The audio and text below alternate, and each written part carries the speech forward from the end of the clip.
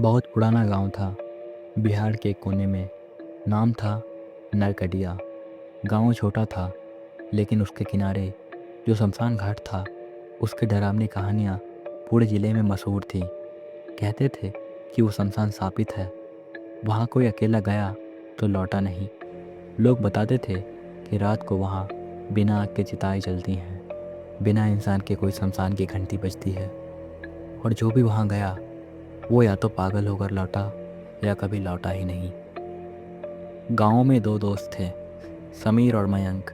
दोनों कॉलेज में पढ़ते थे और बहुत जिद्दी थे। उन्हें किसी भी डरावनी चीज़ों में डर नहीं लगता था।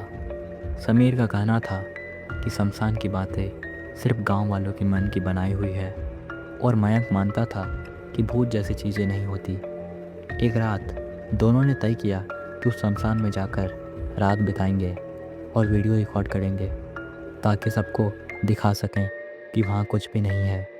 उनकी तैयारी पूरी थी। 2 मोबाइल फ़ोन, एक नाइट विजन कैमरा, कुछ खाने का सामान और एक टॉर्च। उन्होंने अपने माँ बाप से झूठ कहा कि वो अपने दोस्त के घर पढ़ने जा रहे हैं।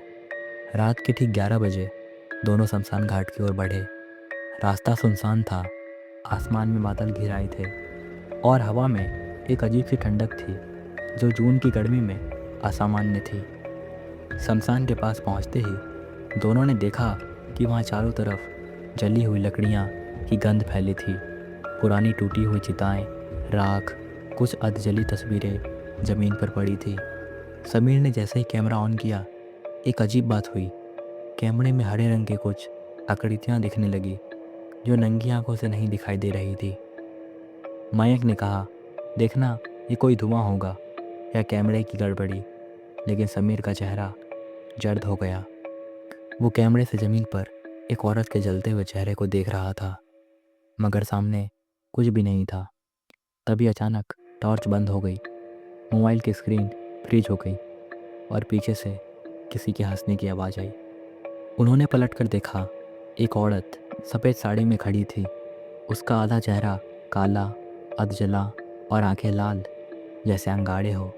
उसका मुंह धीरे धीरे फाड़ा जा रहा था, जैसे वो चीखना चाहती हो। उसके पैर जमीन से कुछ इंच ऊपर थे। दोनों दोस्त जम गए, सांसें लेना भी भूल गए। औरत ने हाथ उठाया और उसी पल जमीन कांपने लगी। मयंक ने चिल्लाया, भाग समीर! और दोनों दौड़ पड़े, मगर शमशान के मुख्य दरवाजे पर पहुंचते ही वो अपने आप बंद हो गया। किसी ने जोर से झटके के साथ उसे बंद किया था, लेकिन वहाँ कोई नहीं था। फिर उनके चारों ओर आग की लपटें उठने लगी, बिना किसी चीज़ के, बिना किसी आवाज़ के, सिर्फ आग और बीच में वो औरत। समीर ने कैमरा फेंक दिया और टॉर्च फिर से जलाई, लेकिन इस बार टॉर्च की रोशनी में कुछ नहीं दिखाई दिया, मगर अंधेरे में चारों तरफ से आवाज़ें आने लगी, किसी के रोने की, किसी के हंसने की। कोई जलती हुई चिता पर तड़पते हुए कह रहा था, बचा लो, मैं जिंदा हूँ। मयंक जमीन पर गिर पड़ा। उसके चेहरे पर खून की धानी थी, मगर कहीं से उसे चोट नहीं लगा था। समीर ने उसे उठाया, लेकिन तभी एक अदृश्य ताकत ने उसे धक्का दे दिया। वो 2 मीटर दूर जाकर गिरा, और जब उठा तो देखा मयंक की आंखें सफ़ेद हो चुकी थी, जैसे किसी ने उसकी आत्मा खींच ली हो। उसके मुंह से एक औरत की आवाज़ निकली, अब ये मेरा है, अगला तू है। समीर ने हिम्मत जुटाई और फौलाद के दरवाजे को लात मारी। दरवाज़ा किसी चमत्कार से खुल गया और वो गांव की ओर भागा।